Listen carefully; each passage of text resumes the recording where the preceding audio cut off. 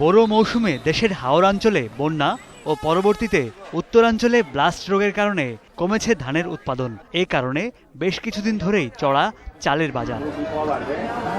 ঈদের ছুটির পর প্রচুর পরিমাণ চাল আমদানি হচ্ছে হিলি স্থলবন্দর দিয়ে।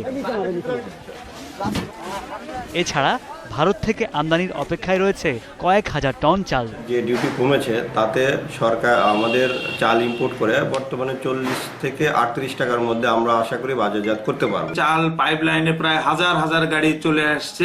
এলসির অপেক্ষায় এগুলো ছিল, এলসি যাওয়ার ফলে গাড়িগুলো বাংলাদেশে প্রবেশ করবে। আর ইতিমধ্যে বাজার অলরেডি কমে গেছে। আমদানি বৃদ্ধির ফলে বন্দরে চালের দাম কমেছে কেজিতে 4 থেকে 5 টাকা। সন্না চালের দাম কমে আসছে 39 টাকা, আর আটাশ চাল চলে আসছে 41 টাকা, কেজি প্রতি 4 টাকা 5 টাকা করে কমছে।